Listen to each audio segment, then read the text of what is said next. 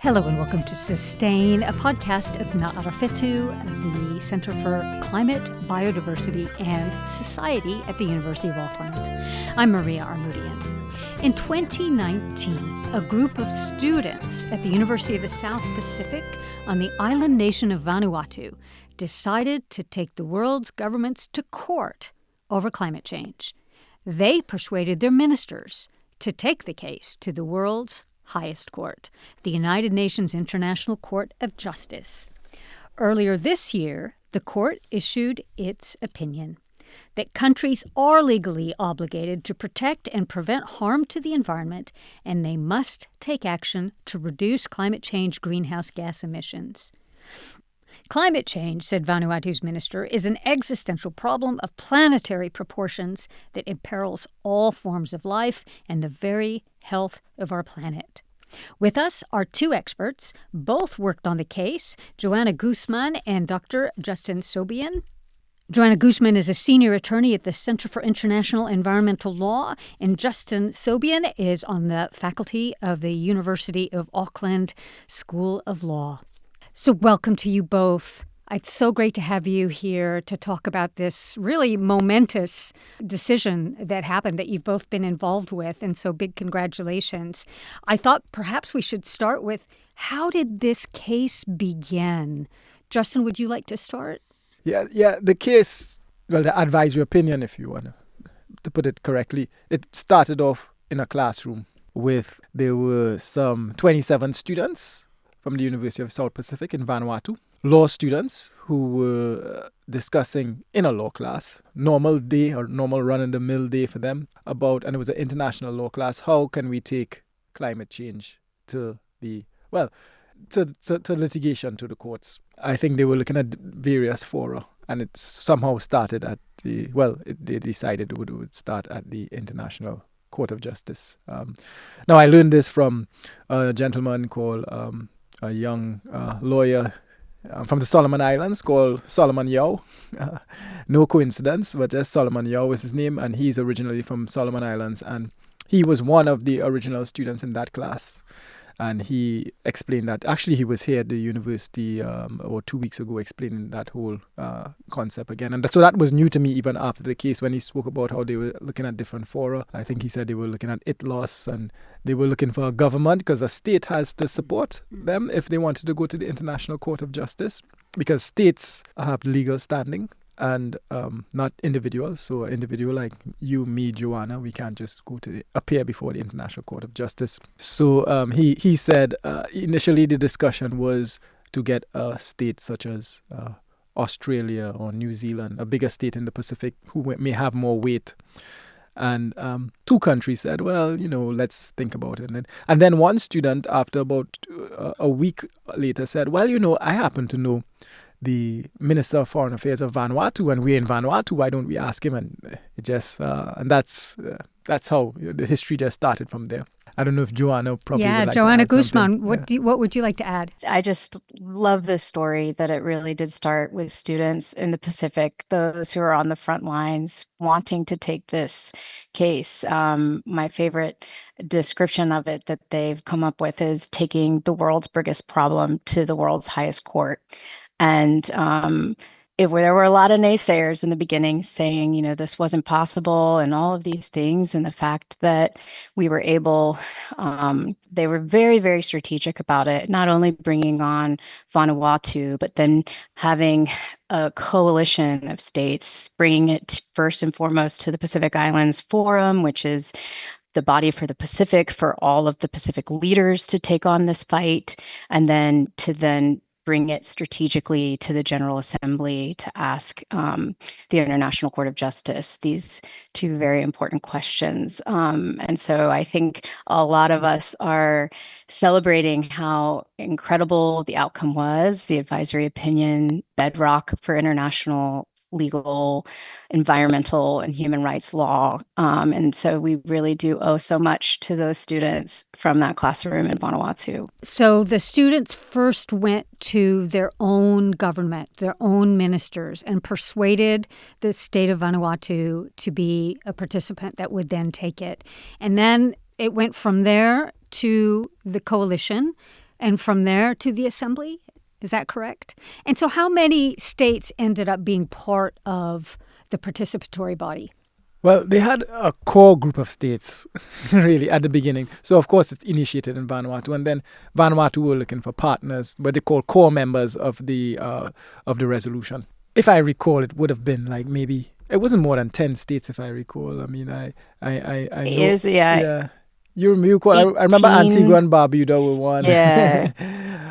Yes, there was a group of the 18 friendly states, so they say. And I mean, it was really historic, the General Assembly request to begin with, because it was over 132, just over that, who supported this request for an advisory opinion for the resolution, which passed, without any naysayers. Yeah, exactly, which is in and of itself a historic feat. So the states that might not have wanted it, like the United States, for example, under the current administration, they didn't naysay it.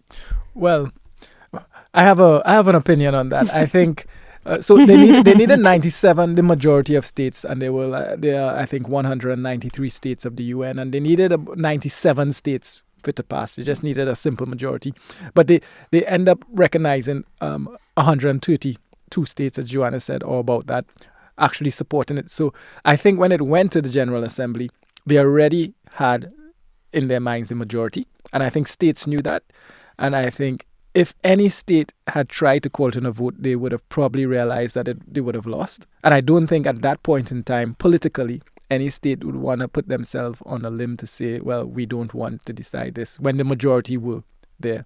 And it wasn't just a simple majority. It seemed like at least almost a 2/3 majority if you do the maths, maybe. So I think politically, I think there were some states who didn't want it to go to the ICJ, but politically, they just had to be silent, I think. Yeah. So, Johanna, you mentioned there were 2 questions that were taken to the ICJ. What were those? Really, the important bits of this were, first and foremost, what are states' obligations to protect the environment, climate systems and parts of the environment, and then what are the consequences for breaches to those obligations, specifically for small island developing states and future generations. So it was a very, very strategically worded, negotiated text that really was historic for ensuring that we clarified international law on this fact, and then made sure there was teeth behind it, that there is a discussion on actual consequences when those obligations aren't met. Well, I want to get right into that, because advisory opinions are generally thought of as not having teeth. So where do the teeth come from? Well, if I may, the teeth come from the fact that, as Johanna said, we are going to the world's highest court. And at the world's highest court, there's no chance of an appeal, really. But I think, yes, generally speaking, advisory opinions are not binding. But the law that it actually is the court is actually looking at are binding law. So it would look at the Paris Agreement, it would look at human rights treaties, the UNFCCC. And so they would make pronouncements on how to interpret these binding treaties. So, for instance, the advisory opinion, when it came to Section 2 of the Paris Agreement, which sets the temperature goals, it says that states should try to keep that temperature between 1.5 and 2 degrees Celsius. But the ICJ, in its judgment, in its opinion or ruling, as I prefer to say, they actually said, well, when you look at the IPCC science and what the science says on it, trying to go at 2 degrees is basically signing a death warrant. In fact, even if you're at 1.5 degrees, it's still not good for small island developing states. So they actually, in my mind, my interpretation of their agreement is that you focus on the 1.5, and they kind of threw the 2 degrees out of the window. So I think that when you're interpreting now future COP negotiations or future environmental law negotiations, I think that the ICJ, is saying that, we should really focus on 1.5 and not even go near 2 degrees. So I think that's a great example which we can show that it interprets binding treaties and how we could actually apply them in the future. Joanne, what would you add? I would just add, no one case is going to be the windfall for the amount of challenges that are mounting for dealing with climate change around the world. But what this advisory opinion does is lay a very clear blueprint for precisely the type of climate litigation that needs to follow. And we give it teeth by civil societies pressuring their governments to actually take on, NDC's naturally determined contributions to actually keep it within that 1.5. You give it teeth by taking to the streets and demanding, just like the ICJ said, to phase out fossil fuels and stop the, proliferation of them in the face of the science that is so clear about how our very survival depends on changing our economic and energy systems. You give it teeth by walking into those negotiation rooms and saying, enough, United States, this is what is clear. And that we have, just like Justin said, these are countries that have hold in the balance, sea level rise and all of these issues and challenges. These are things that need to be stopped so that countries have a fighting chance to be able to continue in the way, the hundreds and thousands of years that the Pacific and other small and developing states have lived in harmony with the environment. And so I think, one of the things that I love about, the podcasts like these and many of the panels I've seen Justin and sit on and the students sit on, is that we need everybody to know about this, and we need them to take this up because as wonderful as the advisory opinion is, it's only the beginning, because we've got still a long way to go to ensure that we're on the right path really before this decade ends. So I have two directions I want to go. And the first one is that countries like the U.S., we know they're major emitters of, greenhouse gas emissions and one of the worst offenders. But it has pulled out of the Paris Agreement. Does that matter in the case of this opinion? It does matter to an extent. Well, it does and it does not matter. It does matter to the extent, just for the fact United States is one of the largest greenhouse gas polluters.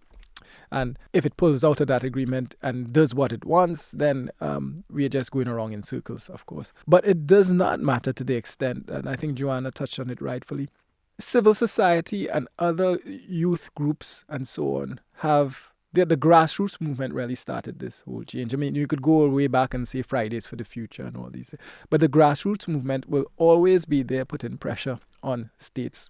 And I think to that extent, countries which tried to pull out of the Paris Agreement, US included and whoever else, they would, I think, be a bit marginalized or ostracized from the international community because the states, we don't operate in a vacuum, right? It's not one state ruling. I think we've passed that in terms of geopolitics, and we're entering a more multipolar world where a lot of different states, a lot of different, we see the BRICS, we see the EU, we see different formations, CARICOM, Pacific Island students, as maybe the greater protagonists. So I think just one state being out, I think we are enough, I think, to create that pressure, to create that change that Johanna, speaking from the grassroots movement first. And they're the one that actually sparked the fire for the other states to act. Before I move on, Johanna, is there anything you'd like to add on that? Yeah, I just want to say, specifically in the advisory opinion, it talks about these are customary legal obligations to prevent transboundary harm and to do so cooperatively. So even in the case of the United States, who's pulling out of the Paris Agreement, which doesn't go into effect until a year from doing so legally, but they're given the current administration, they're not going to show up at these negotiations. But even in those cases, you have customary legal obligations to be limiting emissions, to be doing what you need to be doing on this. So even without the US technically being a party to the Paris Agreement, they still have international legal obligations, customary international legal obligations to protect the climate system and the environment from transboundary harm, and to do so cooperatively. We all know, just like you said, Justin, there's a lot to be said about multilateralism right now and geopolitics, but this is a global problem and we have to do so collectively. And there will be a lot of eyes to these large historical emitters like the United States to right the wrongs that they've put forward. So you mentioned a little while ago, Johanna, that this really opens the door for other litigation, that, you can hold states to account somehow. Has any of that emerged yet? And if not, are there some that are sort of underway already to try to, because, the latest science is that we have 3 years before we surpass that 1.5 Celsius threshold that is going to throw the planet into some really uncertain, potentially tipping points, right? So that's 3 years. That's 2028. What is occurring now and what has occurred so far for like an emergency litigation? Mm-hmm. Yes, that's a great question. And, I will just say, for confidentiality purposes, that there are a lot of smart lawyers in this region and beyond that are working specifically on these very niche cases. And just for listeners to know that Johanna is currently in the Pacific Islands in the country of Fiji. Yes, correct. I'm based here in Suva. And so, definitely there are strategic conversations and litigation that's happening. But, even beyond that, we've already seen national case law that has already quoted the International Court of Justice and the types of incredible things that it's said. And that's what we need. We need more and more citing and usage of the language within the advisory opinion to kind of ripple through case law, so that, again, it gives teeth to the advisory opinion itself and gives actual, accountability that we need to see in the law rising to the level of the threat that we see from climate change. It's a bit too early to call, but it's been a month and maybe 9 days since the decision. But I must say we have groups already organizing. Pacific and the Caribbean, I know for sure. I've been speaking to Joanna's counterpart colleague, Kate, in the Pacific with SPC, trying to organize regional meetings. In the Caribbean, we have an online meeting that's supposed to take place later this month. So there are countries who are countries are now actually sitting down thinking, okay, we have this advisory opinion. We have it on paper. But the paper is worthless unless you bring some kind of action behind it, right? I think these kind of decisions you cannot really make overnight. I think they will have to have a clear thought out process of what we want to do, what direction we are heading. But there's a lot of information in there that states, especially small island developing states, can use to their benefit. So that's one of the things I wanted to just, because people who listen to this who are not from the Southern Hemisphere may not quite understand what is at stake for the island communities. And so many of them may not even be able to place Vanuatu on a map or Fiji on a map. And so maybe we should actually pause for a minute and talk about what's at stake for island communities and which ones are most threatened. Tuvalu, for example, I know is threatened with potentially being erased from sea level rise. So maybe this is something that you guys can each comment on, Justin. Yeah, well, it's a really good thing that you first mentioned Tuvalu. In the opinion itself, or during the proceedings, I was the first. Well, it first dawned on me based on a submission. Maybe it was Tuvalu, I would assume, or Fiji has to be one of them. But they actually, one of those delegations actually said that we have migrants already climate migrants living in Fiji, right? Tuvalu, that is. So Tuvalu is some parts of because it's an archipelago, and some parts of their low-lying states, coral reefs, some parts of their country are underwater. That's a reality.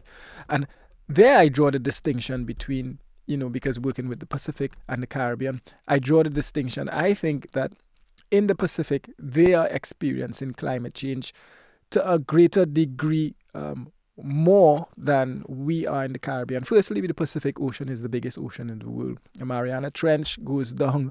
It's the most deepest oceans that they have. And they are really big ocean states there in the Pacific. The Caribbean is exactly what it is. We have a Caribbean Sea. A sea is just, it's just a smaller part of an ocean.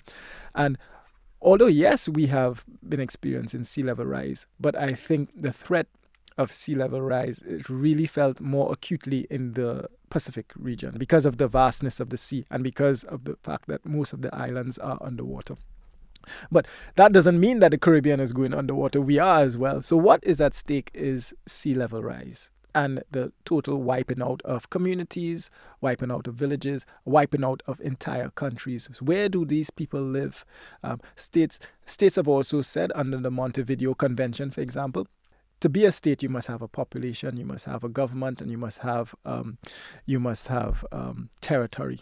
And that's a good thing I want to touch on afterwards. But what if you don't have a territory anymore? Or if it's underwater? Yeah. I mean, that's still territory. Yeah. Your land is still there. It's just underwater. That was another argument made, right? But that was the fear or the apprehension that states has. What happened if we no longer have a territory? Does that mean that we're no longer qualified as a state? Does that mean that now we have to renounce our statehood to the UN community? What does that mean? Or can we operate as a de facto state in another state, like what the Tuvaluans are doing in Fiji? So these are the pressing 21st century issues that the ICJ attempt to deal with. And I guess we can get to that later. Yeah. The other one that I think is really threatened with being completely underwater is Kiribati. Yeah. And were they involved? Yes, they were. Okay. Yes. Joanne? I was worked very closely with Kiribati, and I just want to say I thought one of the most brilliant things that the Pacific did in this case was bringing to life what sea level rise is to communities, especially since we were brought to The Hague, far away from places that would even understand what an atoll is. It's really, really difficult until you go and visit Kiribati, Tuvalu, these places. I think SPC did a wonderful job supporting governments that wanted to bring these stories to bear. And so I really encourage listeners to take a look at the written submission. Tuvalu is a great example. We did collected video testimony of what it means to have sea level rise. We kind of think, oh, okay, so what, the water level is at your ankles and then it rises to your shins. That is so far from the reality of what it actually means impact wise. And these states did such an incredible job of showing what happens to sea level rise when you have ancestral burial grounds going underwater. What does that mean to non-economic loss and damage? What does that mean to countries and landowners who can no longer farm because you have sea salt water destroying plants? It goes so far beyond what anyone can really imagine and really understand when it's somebody's home, somebody's ancestral home, and how connected the Pacific is to it. I always say that in the Pacific, so many of the words for water, for sea, land, and people are exactly the same word. There is no sort of Western thought of separating land and law of the sea and people. It's really harmonized and as one. And I think it's a sort of quite a beautiful way to look at and show really what is at stake when it comes to these. So I would say we did a lot to bring into light and to have the video testimony. For example, Kiribati did that, where we've interviewed one of the very first villages that was displaced because of sea level rise and what that meant to the folks there. It was like a loss that goes beyond really what words can describe. And so being able to project their stories in front of the judges, I think, was a pretty tactical and strategic and brilliant way to make real of something that maybe 15 judges who are in The Hague wouldn't have as good of a picture of what it meant. Yeah, absolutely. And plus, I imagine the storms and the intensity of the storms are also wiping out villages. Well, that's another question. I was going back to the sea level rise. We did have video testimony as well with graves in Grenada, Carriacou Island off the mainland of Grenada, which are totally underwater. And some are actually floating, and we had a witness testimony stating that basically we in the present generation have a duty to take care of not only our ancestors who are living, but our ancestors who are passed away. So they felt a bit of guilt that they cannot take care of their ancestors who are now drowned or in the middle of the ocean. But going back to the storm's intensity, yes, in the Pacific we call them cyclones, but in the Caribbean we call them hurricanes, but they're the same word, same destruction, unfortunately. And storms, such hurricanes such as, we have been seeing an intensity of storms in the Caribbean in up to 2025 last year. Hurricane Beryl was the fastest record storm that occurred early in the hurricane season, which runs from June to November. It occurred early June, and it ended up being a turn from a hurricane level Hurricane 2, Category 2 to Category 5 within a matter of days. And it was kind of astonishing because Prime Minister Deacon Mitchell from Grenada, he indicated in a letter to the UK Foreign Secretary just before, in the middle of the advisory opinion, or just before, stating that basically these hurricanes, Hurricane 5, when they experienced one in 2004, it actually wiped away 200% of Grenada's GDP, right? And that basically, a nutmeg tree, for example, which is Grenada, after Indonesia, Grenada is the number 2 producer, a small, tiny spice isle, as we call it, the Spice Isle of Grenada. They're the number 2 producer worldwide of nutmeg and nutmeg and spices after Indonesia. And basically, to get a mature nutmeg tree, you need 12 to 15 years. And that nutmeg tree actually, or trees or plantation, can be wiped away in a matter of 24 hours, right? So then you have to start back planting your nutmegs again. But between 2024 to 2024, 20 years after, another hurricane came. So they are in a vicious cycle of debt, a vicious cycle of losing and export earnings. And the funny thing is, or the ironic thing about it is that when these countries, and I'm not only speaking about Grenada here, I'm speaking about other small island states, when they have to rebuild their economies, who do they go to? They go to the United States. They go to the Europe. They go to borrow money. IMF. And and end up in debt. And it's just a vicious cycle of debt. Yeah. When they said, this is incredible. So that's why they were saying, well, we want debt-free loans. In fact, we want a cancellation of all the interest that you have to pay. Yep. So all of these things, and that brings us now into the reparations issue, right? So all of these things just says that, well, it's a bit of it's unfair. Every year we have to build back our economies, and we are paying you interest, and we are not the ones. And you're causing it. Yeah, exactly. We are not the ones responsible. So that is the direct challenge we have with climate change in the Caribbean. That is the hurricanes. Yeah, and I think it's not that different in terms of the storms in the Pacific as well, and the flooding, as I think there are several islands that also were flooded out and villages that were destroyed. Johanna, do you know about those? Oh, yes. I mean, there was very meticulously taken, especially in Vanuatu's submission to the court, showing precisely the types of damages and the cycle similar to what Justin was talking about, of how you just can't get out of, you feel like you're just getting over the damage left by one cyclone when the next one hits. And even if it's a lesser cyclone, you're still being hit with lesser infrastructure, so you have greater harms, greater destruction, greater loss and damage, costs more, and it's a cycle that just repeats itself. So when these things were brought to the court, we were talking holistic pictures of climate justice, holistic pictures of everything from loss and damage and finance to non-economic loss and damage and beyond. And so I think, this is just the beginning of seeing exactly the types of case law that can come of this and exactly the types of accountability that needs to happen. Last couple of things that I wanted to talk about. One is, I know this ruling does nothing to protect the climate human rights defenders, the environmental human rights defenders, and we know that thousands are being attacked. Whether it's online or, red tagging or in some cases actually killing them. Is there anything that we can derive from this to protect defenders?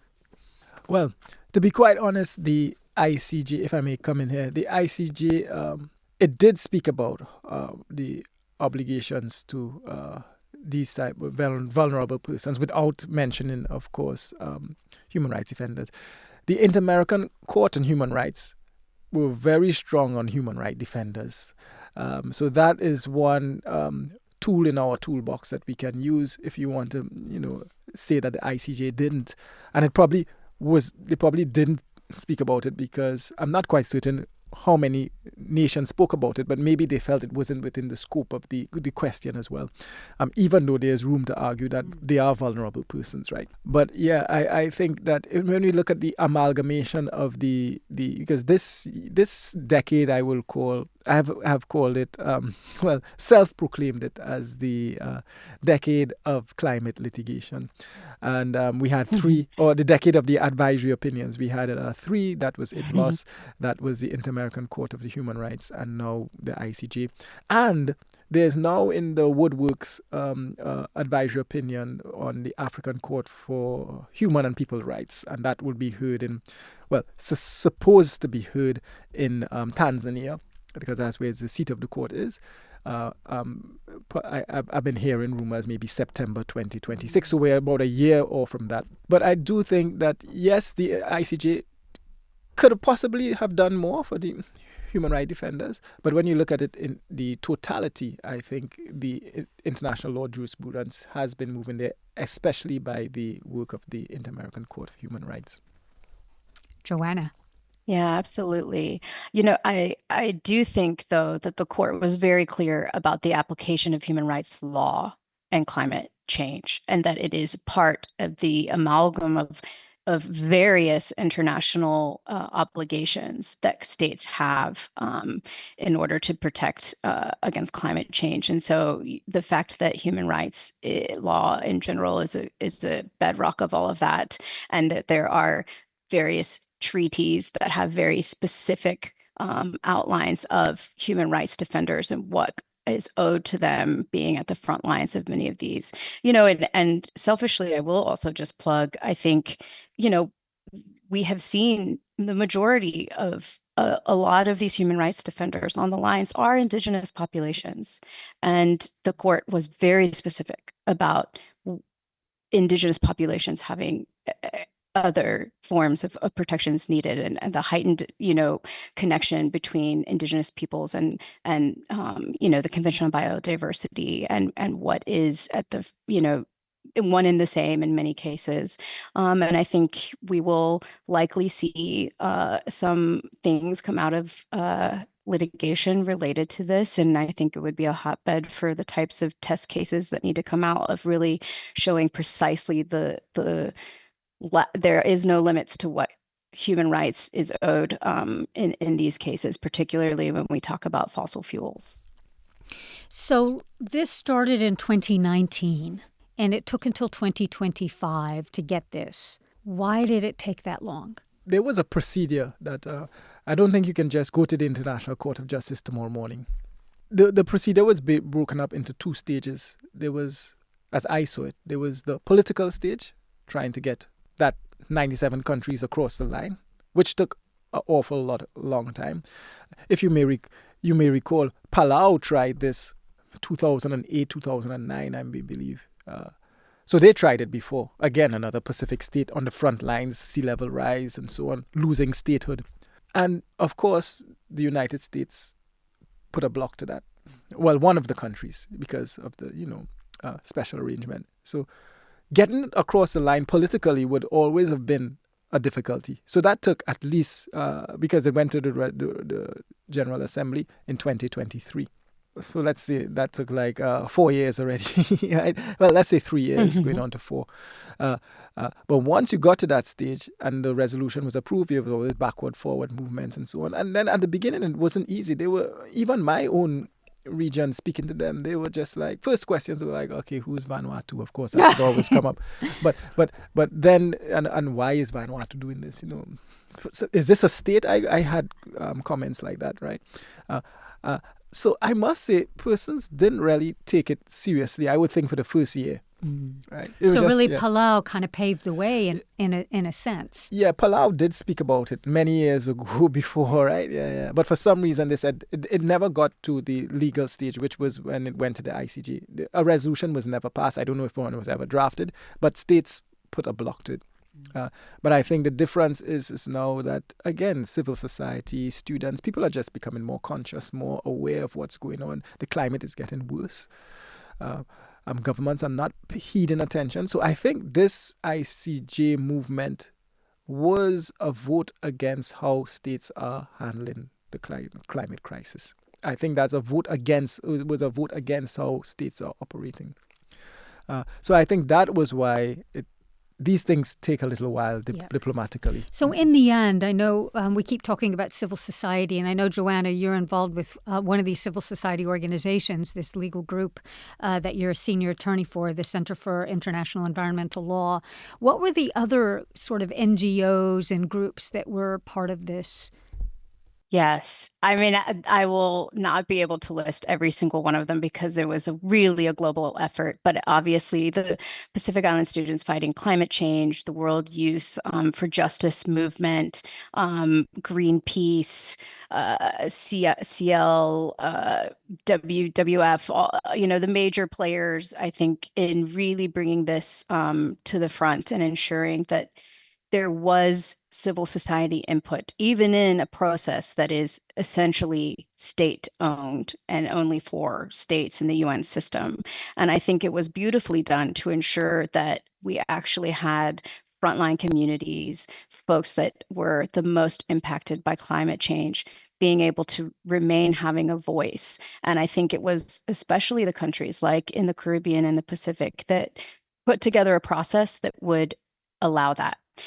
Everything we did in the write shops and the speaker shops with SPC, with the Pacific community, was done in tandem with the Pacific Island Students Fighting Climate Change. And it wasn't done like, oh, here's your seat at the table. And they had a significant role in the process, in coming up with legal strategies and discussing how it is that we get there. I mean, just like Justin said, the political fight was, a major aspect of it, and we wouldn't have been able to do it without civil society pushing it through, and I think one other thing that I just want to add to the time thing, because I think it's not something that gets a lot of attention, but is for sure a major barrier to justice that we had to get over as small island states, is the fact that this was done at The Hague with very archaic procedures. You had to deposit each of the submissions in person, printed with a wet signature on the last page, and you're talking about countries where, we're working with a small group of lawyers, not these, law firms that have unlimited amounts of money to do things like this. Yeah, you're talking about a state like Kiribati where a $10,000 ticket to The Hague is 10% of a Ministry of Justice budget. It's not an easy thing, yet we still found the ability for these countries to come together and do that. And a lot can be said specifically for Blue Ocean Law, Julian's firm, who represented Vanuatu. There was an enormous amount of sharing of resources and thoughts and people power and brain power that cannot ever be, I think, done justice in these situations. And so I just want to make sure that they get the plug of just the insane things that were done to ensure that everybody could go. If you read the very beginnings of the procedures that the court lays out, you'll see exactly the Pacific Islands and small island states that had to ask for more time, not because, they were lazy, what people may think, but because you're really working against a larger system that isn't at all set up for your success. And yet they still found a way. Yeah, I recall, if I may, working with St. Vincent and the Grenadines with my colleague and now dear friend Chanel Hathaway, and yes, she was the St. Vincent and Grenadines, very small island state in the Caribbean, Eastern Caribbean. She was the only person in capital working on this ICJ portfolio. So because of that, of course, she asked me. I was the coordinator for the Caribbean. Well, still am to an extent because we're doing some post work on the ICJ. But she asked me, Justin, I need some help because it's just me. I'm doing Parliament, I'm doing contracts, I'm doing criminal law, I'm doing civil law, and now the Attorney General wants me to work on the ICJ. So she alone was moving and doing the moving and the shaking. She came by herself, well, with another colleague.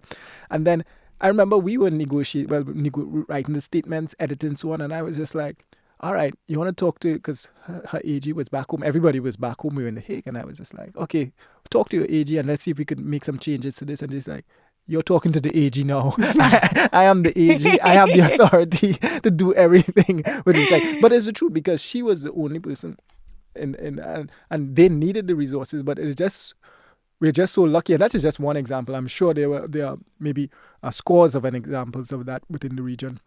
But the thing is that you need movers and shakers, persons to just say, okay, I am in this for the long haul. I'm in this to fight.